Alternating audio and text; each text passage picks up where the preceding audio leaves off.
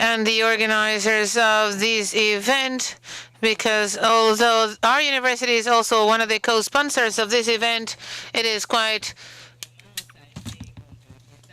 worth noting that we university professors and law students have always been invited to this gathering. The professor who spoke before me, a professor of the University of Bilbao, who made a wonderful presentation, began referring to Article 16 of the Cuban Criminal Code and what that meant in terms of criminal liability by legal persons or entities. Your initial comments, Professor, led me to change the order of my presentation. Therefore, I will begin there. So I will begin with the Society of Risk, and I will begin with a quote by Ulrich Brecht, who quoted this in 1986 when he, after the Chernobyl, he wrote the preface to his book, The Risk Society, and he began by saying, given the circumstances, the phrase couldn't be more accurate. Given the circumstances, I have to write this preface. And risk is the same. Given the circumstances, there's criminal liability by corporate bodies or legal persons or entities worldwide. In 2000, by the hand of Professor Juan Camporel Mateo, who is well known by all the Spanish professors in the room, in the University of Valencia, I presented my PhD dissertation on criminal liability of corporate bodies. Back then, the discussion in Spain was not as pressing. There was everybody acknowledged the principle that societas delinquentes mar the criminal doctrine. Even a professor of the panel said, now I can laugh about it, but back then I was very nervous. And she said that talking about the criminal liability of corporate bodies is a thing of the Americas. Cuba did not address this issue only with Article 16 of the Criminal Code. Cuba has a background in the Code of the Social Defense. In 1936, an outstanding Cuban criminal lawyer, Jose Agustin Martinez, leading a delegation throughout Latin America, attended a conference on economic law, and back then the discussion of the presence or the influence of the economy in criminal law discussion was emerging, and they were discussing the need of establishing responsibility by corporate bodies, and Jose Martin presents a motion by Latin America stating that there should be criminal liability for corporate bodies as well. But the time wasn't ripe.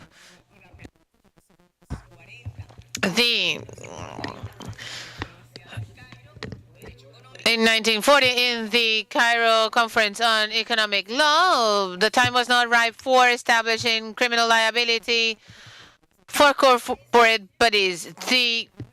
This professor introduced criminal responsibility or liability by corporate bodies in 1936, and this code of social responsibility was effective until the first law of the revolution, and in which the social defense code no longer existed, and thus the criminal liability of corporate bodies also ceased to exist in Cuba. Reasons for that is clear for Cubans. Code Law 21 is the first code of the revolutionary era, where we had an economy which was mainly or essentially supported by state-owned enterprises. So public enterprises were not subject to corporate criminal responsibility by corporate bodies, and therefore it was eliminated from our code.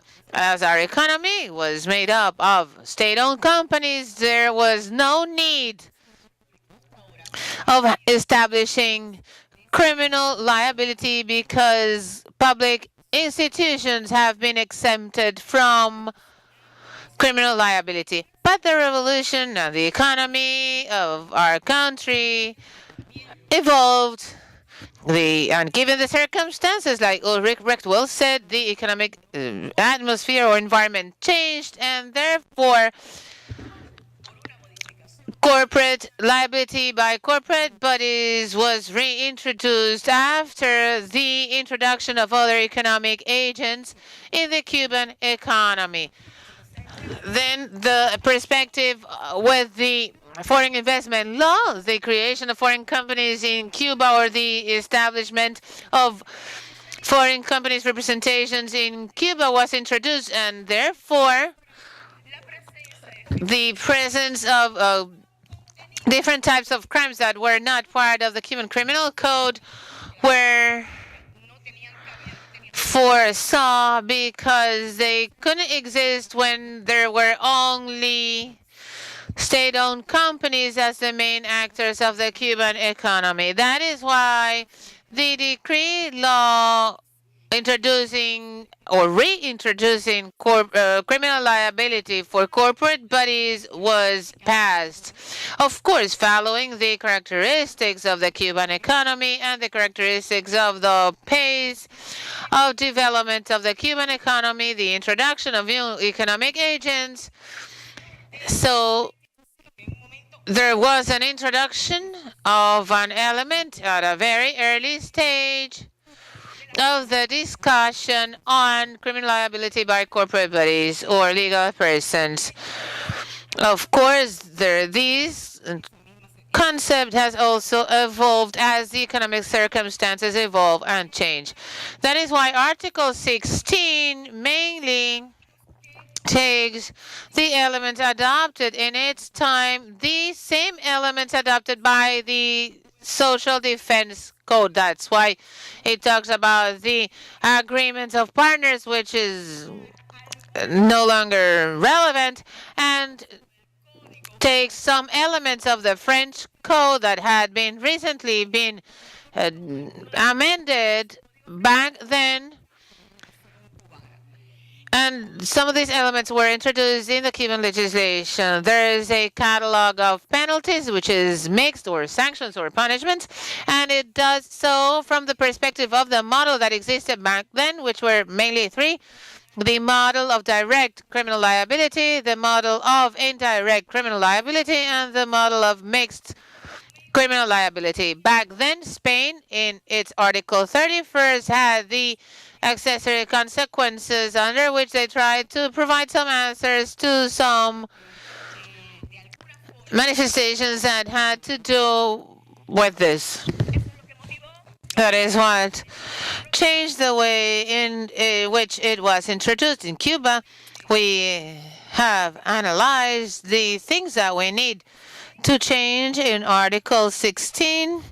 We've also analyzed that the system of punishments or penalties does not agree or with the punishment, so the catalog would be attractive enough to impose it in cases of criminal liability by corporate bodies. It also took into account that Article 27 of the Cuban Criminal Code is an article for adjusting sentences to natural persons and not for corporate bodies. That is why corporate bodies or personal entity or legal entities are not introduced in Article 27, which makes things more difficult. And the crimes or the types of crimes are not defined either. So having said this, I go back to the presentation I had planned for today. So this was a need to introduce in each moment the type of crime in which we need to establish a criminal liability for legal entities considering their own characteristics. The 21st century, I think, has been marked by the dependence on the market, and although of us who study issues related to corruption and the dependence of our societies on the market have led us to see some rather suicidal economic policies to organized crime that entails risk for all societies. We are also witnessing uncontrolled migration processes, which are some of the challenges or risks that our societies also face. And this is all giving rise to a criminal law that is closely linked to the political will of government, and that moves from a society of producers to a society of consumers, and that has shifted from the hegemony of the state to the hegemony of the market, from the sovereignty of citizens to the sovereignty of consumers, which of course impacts criminal law. I agree that criminal law must change its vision. I agree with the fact that criminal law must change the way in which it has structured its fight against crime. The criminal policies are saying today that the tools and the design of the building built at some point in history by the classical criminal law for legal goods that are no longer relevant to fight different types of crimes and criminals, including now corporate bodies where different types of crimes are committed. So criminology should also change. So the economy is now center of the structure of societies. As Marx has said, the basis of the economy will determine the superstructure, and law is part of that superstructure, and therefore law must resemble economy. One of the crimes that should be taken into account when you try to establish the criminal liability of corporate bodies is corruption, a term that has been broadly used throughout our deliberations. We're no longer talking about public corruption, which was discussed by Professor Maria during the opening of this event, but there's also private corruption. It is necessary that we today begin talking about the fact that criminal law should also provide for cases of private corruption. In Spain, there are some expressions of types of crime dealing with private corruption, like in Colombia, that recently introduced criminal liability in cases of private corruption. And today there is a claim of the criminal policy to face this type of corruption as well, because corruption is no longer the corruption of public officials. And if we want to tackle corruption effectively that corrodes our public institutions by the overall society, we then must find mechanisms to effectively tackle corruption at all levels, where private stakeholders are also considered.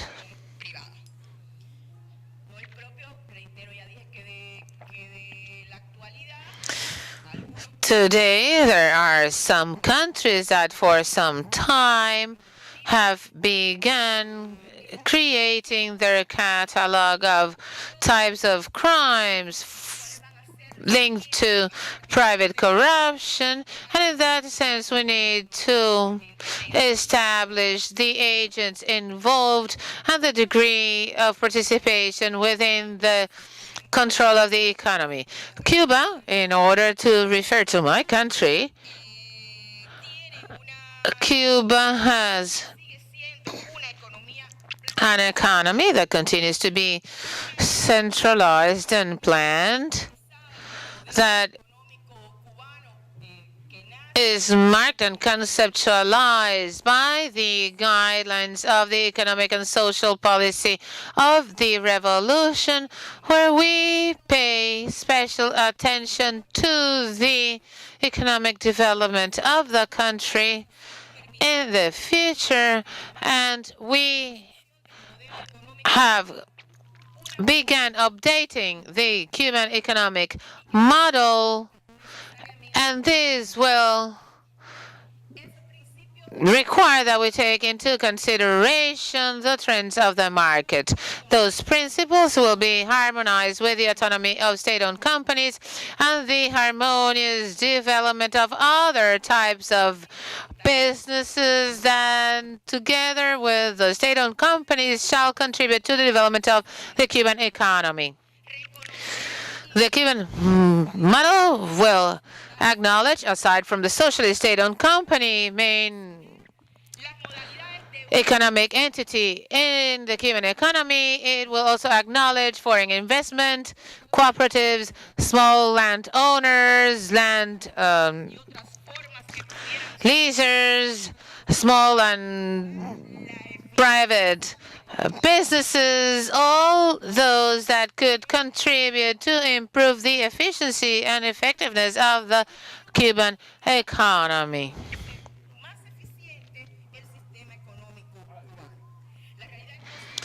So the Cuban reality, as part of a globalized model that we cannot ignore, is making some adjustments moved by the need of adjusting our reality to today's world's reality, but always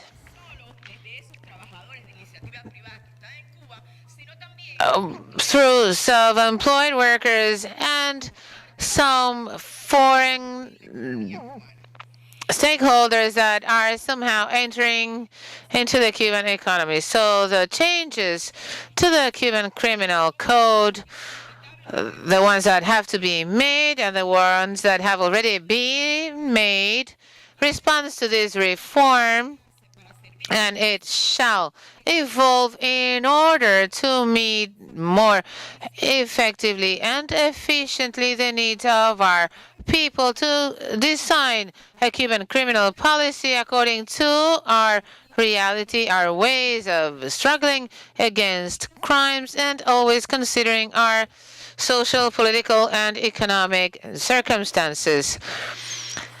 Foreign investors in the Cuban economy are indispensable. If they bring along some types of crime, we then need to adjust our laws to tackle those crimes. I've already talked about private corruption. Yesterday, I referred to society crimes, society or business crimes.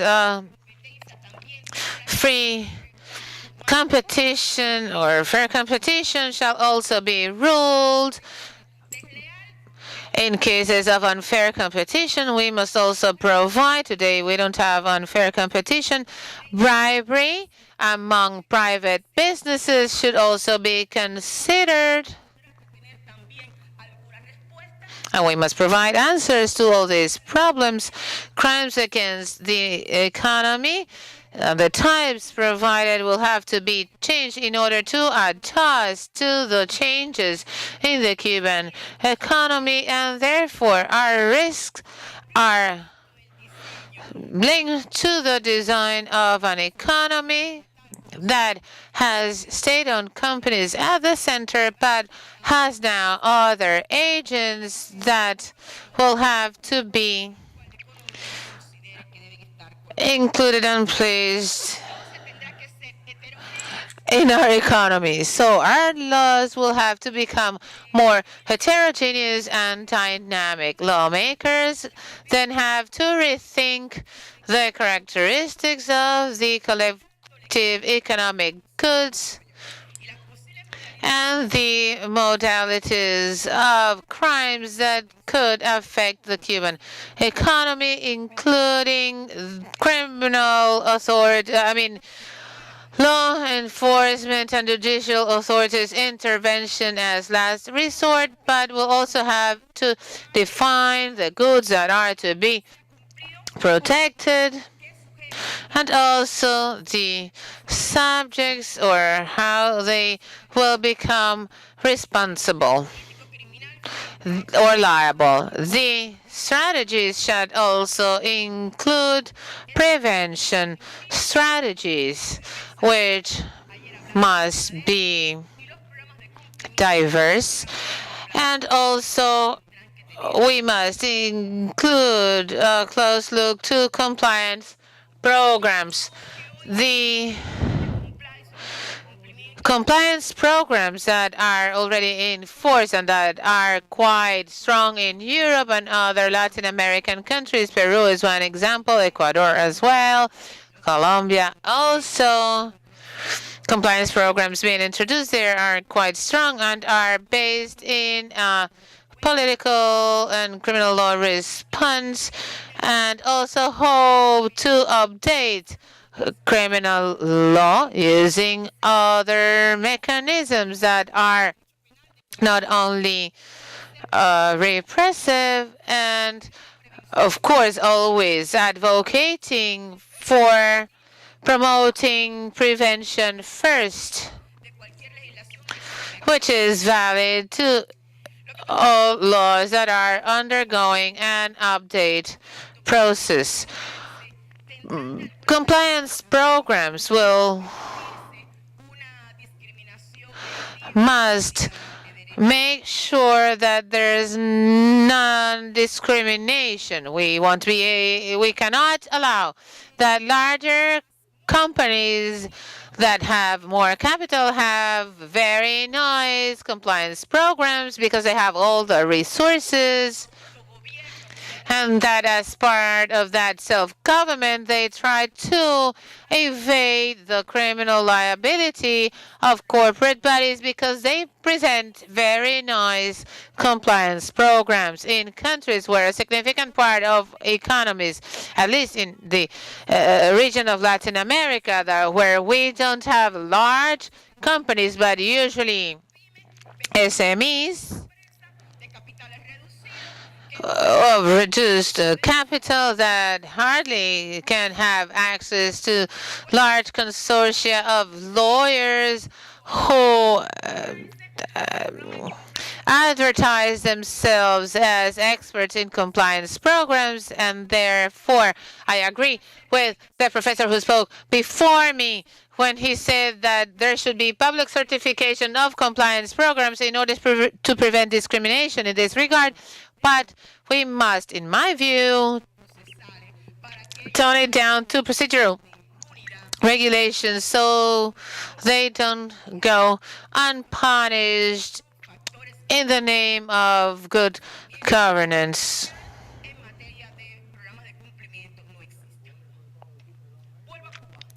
Going back to Cuba's case, as I just said, in Cuba, we should change our criminal code because there are new entities or stakeholders that are being introduced. And our criminal code should also contemplate private corruption, something that we are currently lacking. But the program that we introduced, whether we call it compliance or not, for some time now with the General Comptroller of the Republic and within the structure of internal control or in-house control, we have programs in which our enterprises or companies must have risk and prevention plans that must be designed by the enterprises, first identifying their risk and threats and the administrative solutions that can minimize or reduce the probability of the occurrence of economic crimes. So we don't use perhaps the term of compliance programs, but rather programs provided by the General Comptroller of the Republic of Cuba that are also supervised by the Attorney General's Office of the Republic of Cuba. So what we need to do in Cuba is to combine this administrative law that provides plans for the identification of risks with criminal law, which shall encourage prevention. Un estímulo a la prevención. We represent encouragement to prevention because today we have administrative designs, but then if a crime is committed, then you may say, well, I had a good plan. But that plan is not aligned with the preventive regulations existing in the criminal code. Therefore, you don't have a mitigation response to a crime.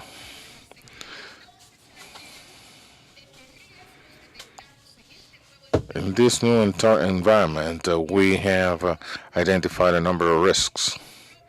And Cuba has its own characteristics. And Cuba also addresses its risks from its own economy. And our characteristics have obligated us to modernize our economy as well as our laws. So the legal person was an institution in Cuba with an early presence. And the results are from that legal person are not visible yet, because we don't have a large number of companies for the enforcement of the legal person liabilities or our prevention programs, even if they are not the compliance programs, so they are present in Cuba. We have a lot of challenges. We also have a lot of risks. But the Cuban criminal policy is one that has been designed on the basis of the fact that the Cuban society will continue to be a safe, stable society with risk mitigations and an economy that will help us grow. But we must grow with state-owned actors as well as other participants, but with an economic arrangement that effectively contributes to the Cuban society. So the criminal law will have to be preventive in order to support these objectives. Thank you very much.